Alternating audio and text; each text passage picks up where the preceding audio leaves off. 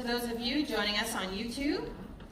And today's theme is choices. So how many of you have seen the movie The Matrix? All right, a fair bit of you. It's from way back in the 1900s, 1999 to be exact. If you haven't seen the movie, I highly recommend it. I'm not usually a sci-fi kind of girl, but this movie's plot was so unique and thought-provoking, it really captured my attention.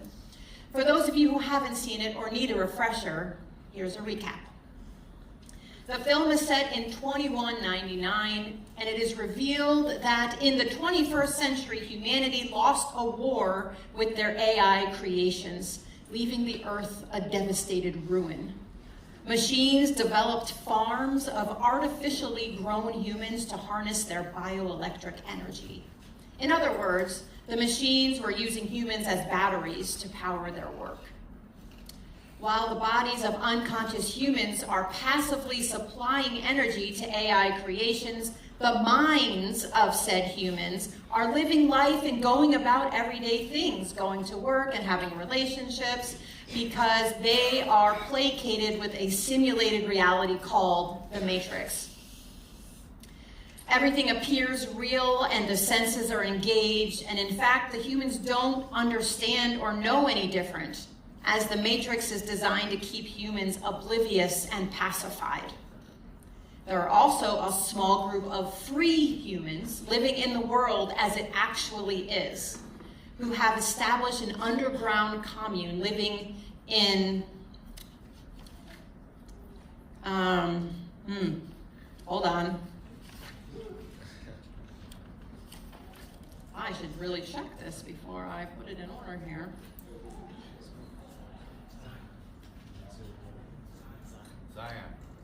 Zion, thank you. Thank you. All right. So my notes are not being helpful right now. So trying to get my train of thought back. Thanks for your support. Let's see. So they try to go into and liberate people from the Matrix. And they come up with, Morpheus is the leader of this band, right? And he gets Neo, and he tries to free him from the Matrix because Morpheus believes that Neo is the one, the prophesied one, okay?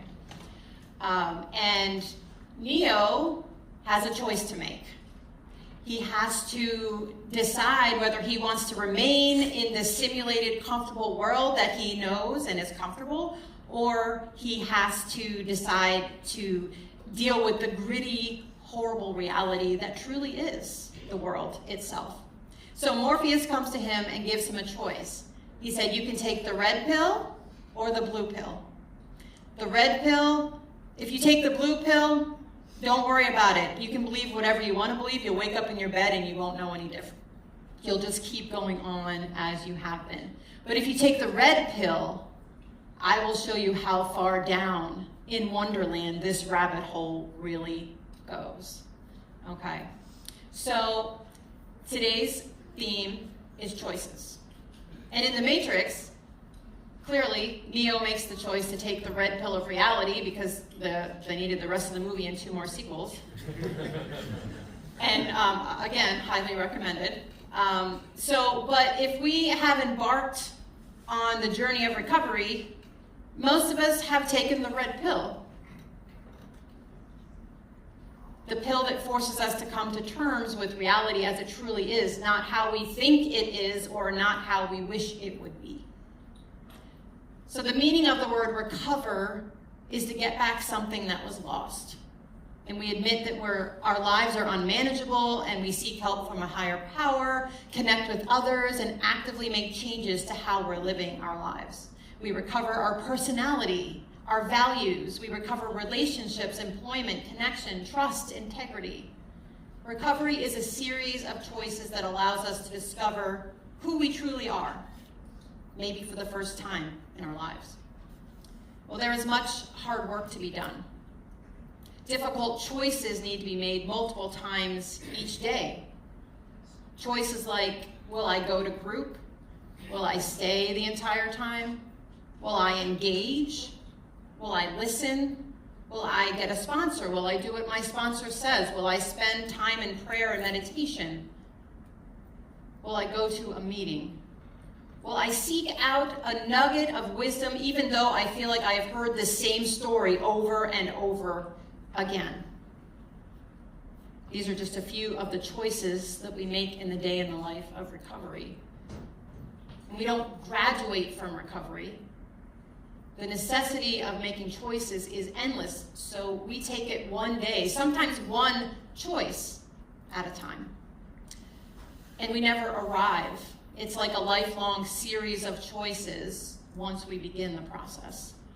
And if we fool ourselves into thinking that we don't need support or connection or accountability and a higher power, we are taking the blue pill of denial.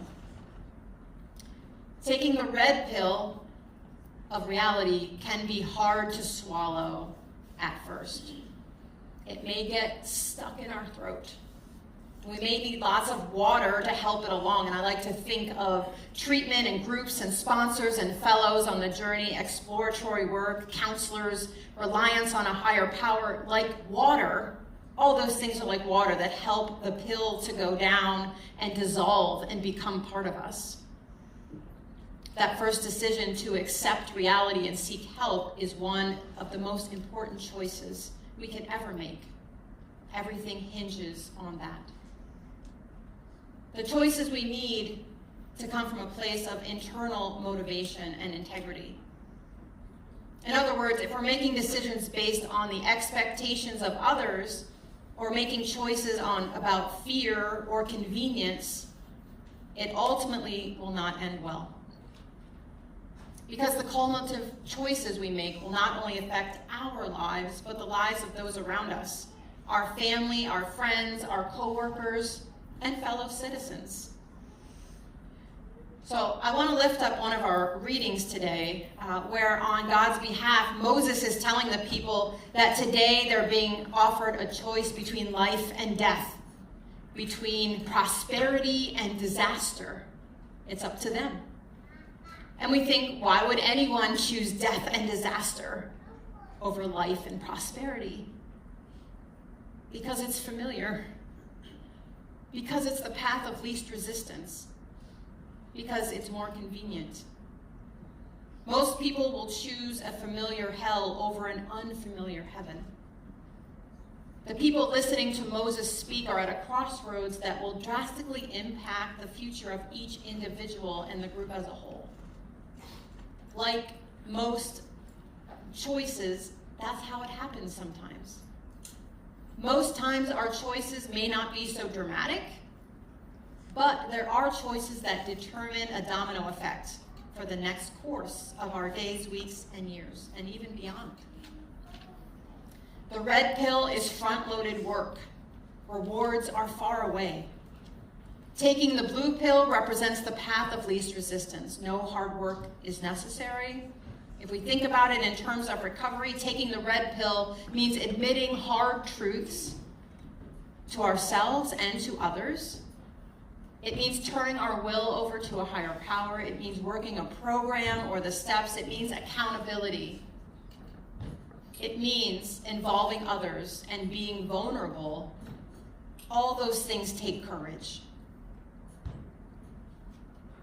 No wonder we're often taking the blue pill. The red pill is hard, the blue pill is easy. But thankfully, we usually have more than one opportunity to choose between the red and blue pills. And a lot of times we learn that taking the blue pill over and over again, even though it's more convenient, has not served us well. Over time, we eventually learn that taking the blue pill of denial or remaining in ignorance means that our lives will remain the same. When we're ready to change our lives for the better, we choose the red pill and hang on for dear life. And when we do this, our lives will never be the same in the best way possible. Alcohol or drug use begins with a series of choices. But over time, choice is taken away in the throes of addiction. Our substance or behavior is no longer a choice, but a need. This situation is why many of us are here today. And I'm grateful that you made the choice to be here today. I'm glad that you made the choice to be in treatment, whether you're in residence now or you've been in treatment or recovery a long time. We cannot change the past. We can only affect right now and into the future, one day at a time. And we do that with the choices that we make today, in this very moment. You made a choice to engage with chapel this morning. And an interaction with someone that you have here or something that you hear this morning has the impact to potentially change your life, ranging in ways from small to enormous. Every choice we make has consequences. Some we expect and some we don't. Once we take the red pill of reality, there are many more choices to make each and every day. The good news is we don't have to do it alone. We have our program, groups, sponsors, fellows, friends, and family. It is said that it takes a village to raise a child, but it also takes a village to support a human being, regardless of age. And that is not only okay, that is how we are wired. We're wired for connection and community. So let's not forget that our higher power is part of that village. Higher power can help with making those decisions every day, those choices. And higher power is much wiser than we are. So it would benefit us to yield to that knowledge, that wisdom, that guidance. But how? It's not like we get a text message every day from our higher power telling us exactly what choices to make. Well, that would be nice. Many times when we're deciding what to do, questions come up. Is this what I want, or is this what higher power wants? Is this higher power's voice or another voice telling me to do this? And it may help to determine what higher power's voice might sound like. Higher power's voice will not ever be manipulative or shaming or mean-spirited or berating. Higher power's voice is often like a whisper that we might miss if we're not paying attention. So it helps to get quiet at times and intentionally listen and be in prayer about choices to be made, listening for that still small voice within us. It may involve going off to be alone, sitting in nature. It may be sitting in your car for 5 minutes and focusing on your breathing. Higher power's voice is a voice of love, wisdom, and gentle direction. It may come in the form of words. It may come as a thought. It may come as a sense or a feeling. It may be revealed through another person or reading a comment, something you see during the day. Higher power works in every way to make sure that we get the message, but it does require us to pay attention. I have found that if I walk around expecting higher power to communicate with me, I am not disappointed. And it's good to make some choices before we even get out of bed in the morning to start our day off in the right way. What power am I going to plug into today as our first choice? And if we're in the habit of self-sufficiency, relying on ourselves alone, I would be plugged into myself, and brought a little visual aid for that today. So if I'm going to plug into myself, this is what that looks like. How much power am I getting if I plug into myself? None, right? As opposed to plugging this into the source of power, right? If I plug this into the outlet, then look at all these other places I can get power from. It exponentially, it increases the amount of power that I can get, and also plugging into other things from that power source. So when I plug into myself, it's just the illusion of power. Our true source is our higher power. So this week, make the choice or consider making the choice to plug into the ultimate source of wisdom, power, and guidance before you even brush your teeth for the day. So let's take a few moments of silence to think about choices. Knowing that we cannot change the past, but we can learn from it, what is something you can do now to move forward? It may involve making another choice, or a choice to let something go, or something else that comes to mind. So let's take a moment.